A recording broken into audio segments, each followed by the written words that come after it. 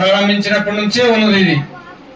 ఎందుకంటే మొట్టమొదట కాలు పెట్టింది మొదటి ప్రపంచ యుద్ధంలో స్త్రీలే.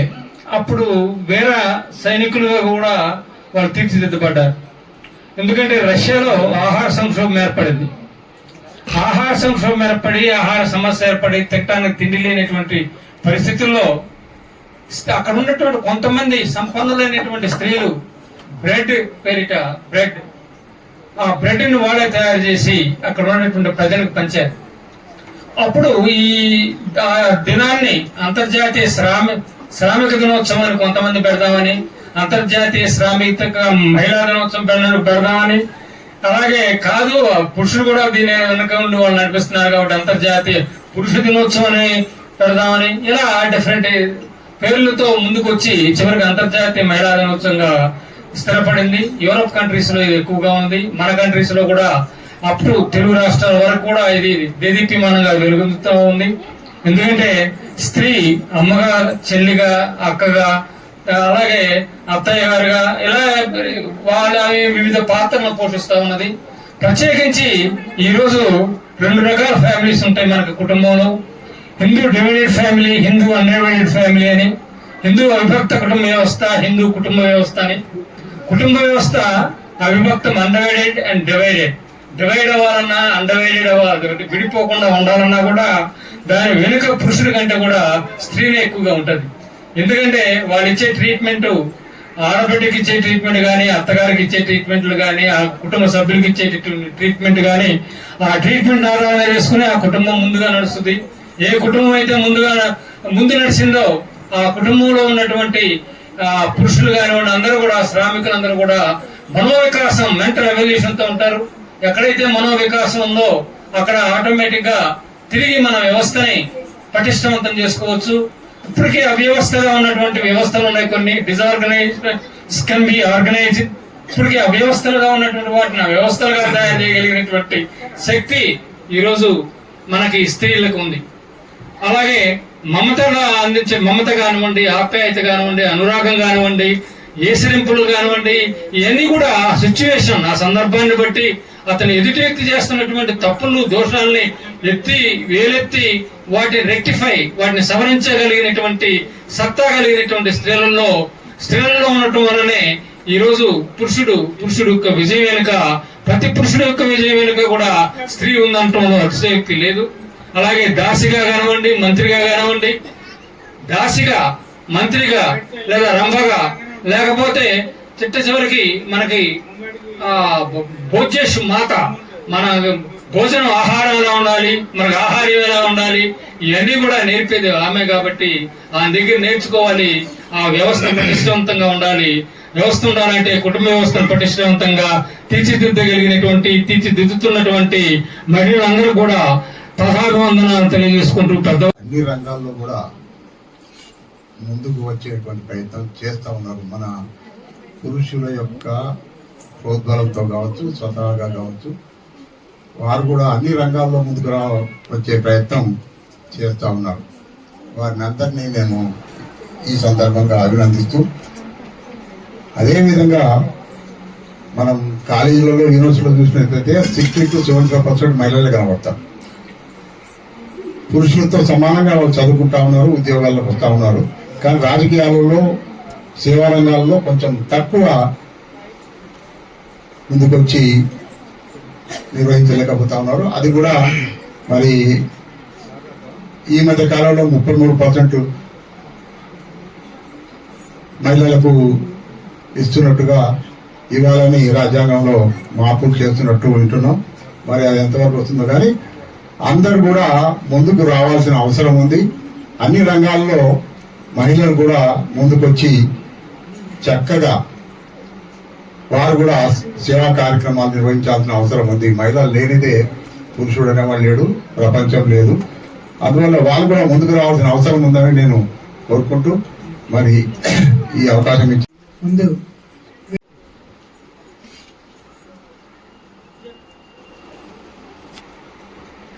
శ్రీమూర్తులందరినీ మహిళనే అంటారు.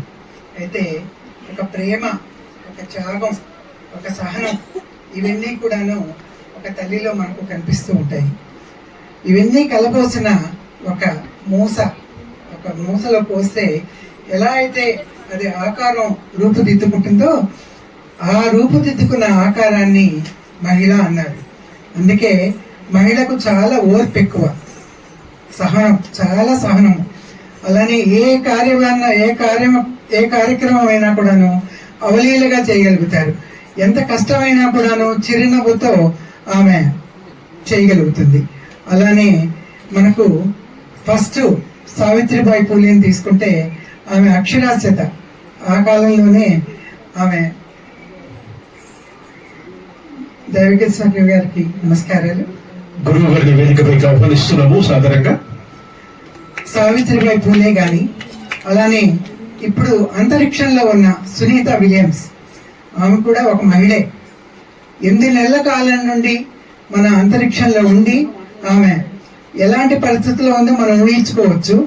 అలాంటి పరిస్థితుల్లో కూడాను ఆమె అంతరిక్షం నుండి అందరికీ మహిళా దినోత్సవ శుభాకాంక్షలు తెలియజేశారు. అది ఎంత గొప్ప విషయం అంటే మన అంతరిక్షం నుండి కూడా మనం మహిళలందరం కూడాను శుభాకాంక్షలు అందుకున్నాం.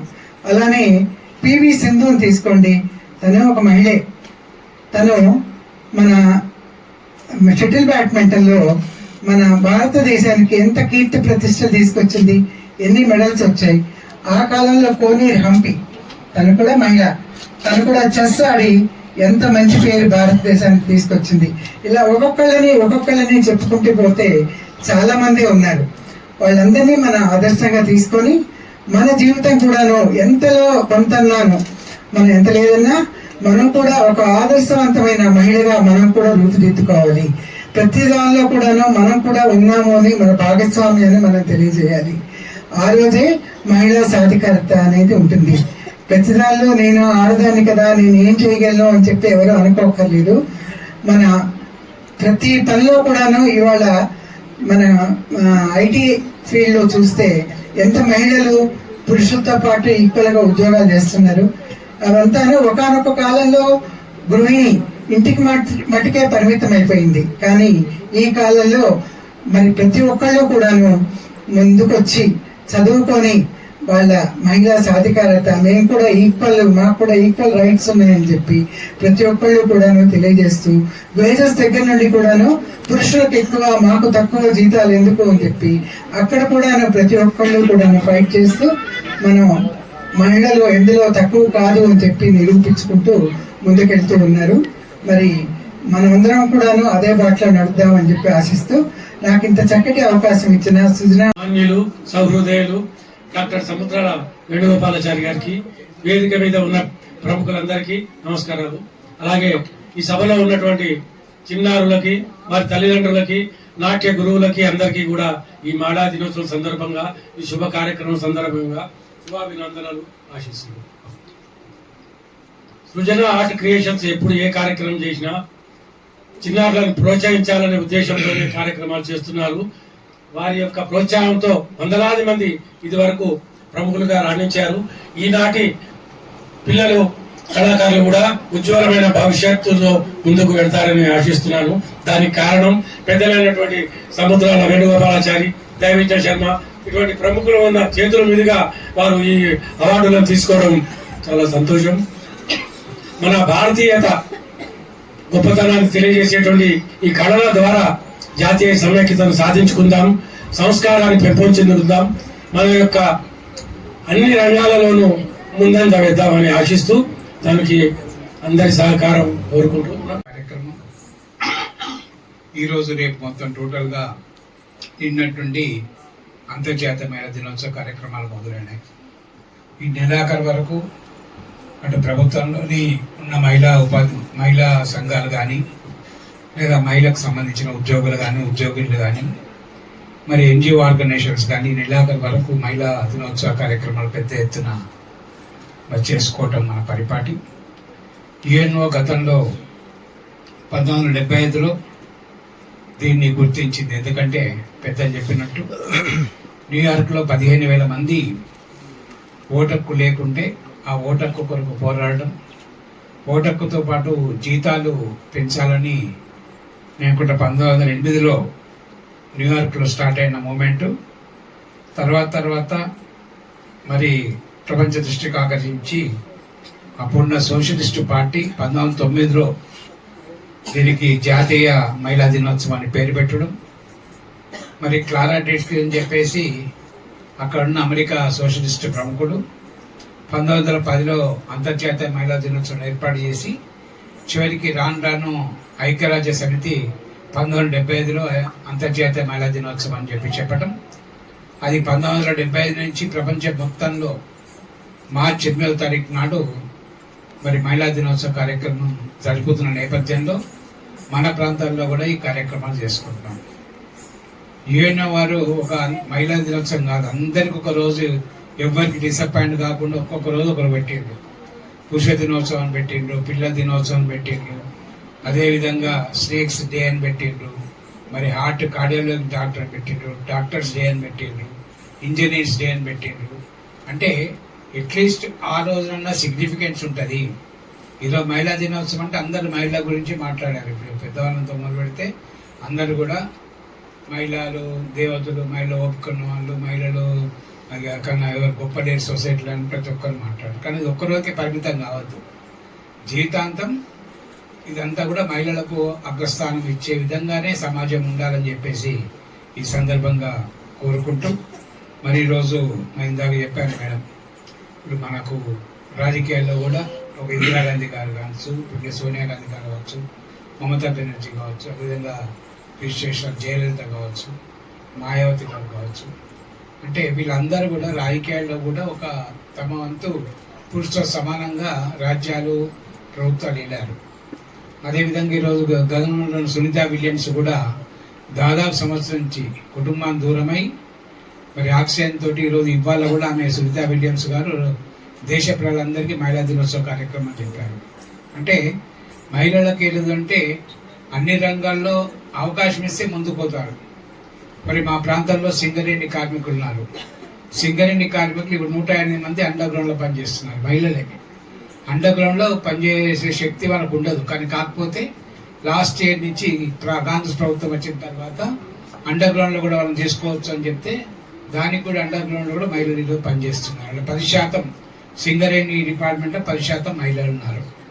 అదేవిధంగా ఇక మీరు బ్యాంకులు తీసుకుంటే కూడా ఏనా ఎండి మహిళా బ్యాంక్ ఉండి మరి మేల్ క్యాండిడేట్ ఎండి ఉంటే ప్రాఫిట్స్ కానీ రివార్డ్స్ కానీ ఎక్కువ మహిళా బ్యాంక్ మహిళల ఎండి ఉన్నదానికి అవి వస్తున్నాయి రిజల్ట్. ఎందుకంటే కాన్సన్ట్రేషన్ ఎక్కువ ఉంటుంది, ఆబ్లిగేషన్స్ ఉన్నాయి, దానివల్ల ప్రతి డ్యూటీ కూడా కాన్సన్ట్రేషన్ చేస్తుంటుంది కంపేర్ విత్ మేల్. కనుక సొసైటీలో మహిళా శక్తి అన్నది ఈరోజు ఈక్వాలిటీ ఉంటుంది, అన్ని పనులు కూడా చేయవచ్చు, అన్ని పనులు చేసే శక్తి వాళ్ళకు ఉంటుంది. కనుక సమాజంలో వాళ్ళందరూ రోజు రోజుకు బలపడుతున్నారు. కనుకనే రాజకీయం కూడా 33/1% రిజర్వేషన్ చేయాలని చెప్పే ప్రతిపాదన కూడా కేంద్రం ఈరోజు పెట్టడం జరిగింది. ముఖ్యంగా కాంగ్రెస్ ప్రభుత్వం కూడా మహిళా దినోత్సవం సందర్భంగా 1000 సోలార్ ప్లాంట్స్ ఇస్తున్నారు మహిళలకు. 60 లక్షల మంది గ్రూపులు ఉంటే 1000 సోలార్ ప్లాంట్స్ వాళ్ళకు ఈరోజు ఉచితంగా ఇవ్వడం జరుగుతుంది. 200 ఆర్టీసీ బస్సులు కొని వాళ్ళు లీజ్కి ఇస్తున్నారు. వాళ్ళు ఆ లీజ్ అమౌంట్ కూడా గ్రూపులలో పంచుకుంటారు. ఇవాళ 105 బస్సులు కొని వాళ్ళకు పర్యటన గ్రౌండ్లో ఇప్పుడు ఇంకొక 1 అవర్ తర్వాత ఇవ్వబోతున్నారు. అంతేకాకుండా మహిళల పేరు మీదనే జాగాలు కానీ మహిళల పేరు మీద ఇల్లు 5 లక్షల రూపాయలతోటి మహిళల పేరు మీద మరి ఇంద్రమ్మ ఇల్లు పేరు మీద 5 లక్షల రూపాయలు ఇస్తున్నారు. 500 రూపాయలు బయట మనకు కేంద్ర ప్రభుత్వం 1200 రూపాయలు సిలిండర్ ఉంటే 500 రూపాయల సబ్సిడీకే ఈ రాష్ట్ర ప్రభుత్వం మహిళల పేరు మీద ఇస్తున్నారు. అంటే మహిళా దినోత్సవం సందర్భంగా కొన్ని కార్యక్రమాలను మహిళలకు చేకూర్చే విధంగా ఈరోజు ప్రభుత్వాలు కష్టపడుతున్నాయి. దాన్ని మనం సద్వినియోగం చేసుకోవాలి. ఈరోజు ఐటీ హబ్ ఉంది. చాలా మంది మనకు ఇంజనీర్స్ తర్వాత సిఎస్సి పాస్ అయిన తర్వాత మిగతా పాస్ అయిన తర్వాత ఐటీని ఉపయోగించుకోవాలి. ఇక్కడ రాష్ట్రంలో ఐటీ విమెన్ హబ్ కూడా ఏర్పాటు చేశారు. స్టార్టప్ కంపెనీలకు ప్రభుత్వమే నేరుగా డబ్బు ఇస్తుంది, మరి ల్యాండ్ ఇస్తుంది, లీజ్ కొరకు ఇచ్చి దాని వచ్చిన రెమ్యునరేషన్లో కొద్ది వాళ్ళు ఇచ్చింది కట్ చేసుకుంటారు. అంతేకాకుండా ముద్ర అని చెప్పి 10 lakhs కేంద్ర ప్రభుత్వం ఇస్తుంది. 6 to 10 lakhs రూపీస్ ముద్ర కింద మనం తీసుకోవచ్చు. అదేవిధంగా వివిధ కార్పొరేషన్లు ఉన్నాయి. బీసీ కార్పొరేషన్, ఎస్సీ కార్పొరేషన్, బ్రాహ్మణ కార్పొరేషన్. ఏ కులస్తులు వాళ్ళు ఈరోజు వివేకానంద ఎడ్యుకేషన్ స్కీమ్ మీద మహిళల పేరు మీద విదేశాలు పంపడం కానీ మన అమ్మాయిలను, అదేవిధంగా ఎస్సీ సంబంధించి లేడీస్లకు సబ్సిడీ ఇవ్వటము, అదేవిధంగా ఎంఎస్ఎంఈ అని చెప్పి దాంట్లో 70% మంది 70%కు సబ్సిడీ ఉన్నది. ఎస్సీస్ కానీ, బీసీస్ కానీ, ఎస్టీస్ కానీ, ఓసీస్ కానీ. కనుక ఇవన్నీ స్కీములు ప్రభుత్వం పెడుతున్న కనుక దయచేసి మీరు వాడుకోవాలి. ఓకే, మీరు మీ పిల్లల్ని కూచిపూడి, భరతనాట్యం నేర్పిస్తున్నారు, సంతోషమే. కాకపోతే ఆర్థికంగా కూడా మీరు ఎదిగితే ఆటోమేటిక్గా ఇంకా వారికి మంచి మంచి కార్యక్రమాలు చేయవచ్చు, మంచి విద్యా సంస్థలు చేయవచ్చు. కనుక మీ సమీపంలో ఉన్న జిల్లా కలెక్టర్ దృష్టికి, జిల్లా కలెక్టర్ ఆఫీస్లో ఇండస్ట్రీ ఆఫీస్ ఉంటుంది, జిల్లా కలెక్టర్ ఆఫీస్ అక్కడ మీ ఏరియాలో ఎస్బీఐ ఉంటుంది, రికగ్నైజ్ బ్యాంకు, దానిలో ముద్ర లోన్ కొరకు కానీ, ఐటీ హబ్ కొరకు కానీ, అదేవిధంగా కార్పొరేషన్ లోన్ కొరకు కానీ అప్లై చేస్తే ఆటోమేటిక్గా ఇస్తారు. దాని పైరే అవసరం లేదు. గవర్నమెంట్ ఇస్తున్నది మీరు తీసుకుంటే ఆర్థికంగా మీరు బలపడతారు. కనుక ఈ మహిళా దినోత్సవం నుంచి వచ్చే మహిళా దినోత్సవం సుజనాలు ఇట్లా ప్రతి సంవత్సరం పెడతారు. కనుక కొందరైనా సరే ఆర్థికంగా వీళ్ళ ద్వారా ఆర్థికంగా లాభపడ్డప్పుడే మా అందరికి కూడా మహిళా దినోత్సవం వచ్చిన కార్యక్రమం సఫలీకృతం అవుతుంది. కనుక ఆ దిశగా మీరు దయచేసి ఆలోచించండి. ఏమైనా ఇబ్బందులు ఉంటే వేదిక ఉన్న పెద్దలు ఎవరిని అడగండి. మరి మీకు జిల్లా కలెక్టర్ కానీ, జిల్లా ఆఫీసర్ ఉన్నప్పుడు మేము అందరూ చెప్పడం సిద్ధంగా ఉన్నాం. కానీ ఆర్థికంగా బలపడ్డప్పుడే సామాజికంగా మీరు ఎదుగుతారని చెప్పి సందర్భంగా మనవి చేస్తూ మరొకసారి అందరికీ అంతర్జాతీయ మహిళా దినోత్సవ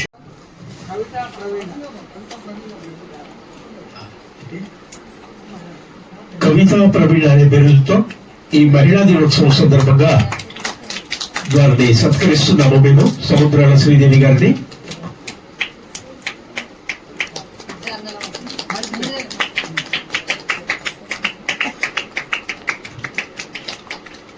స్వీకరించాల్సిందిగా కోరుతున్నాను.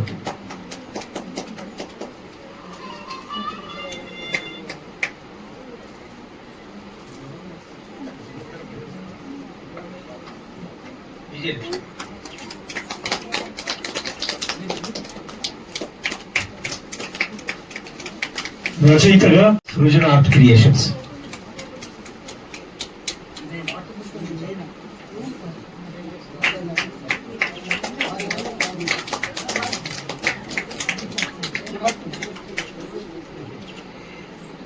ఇక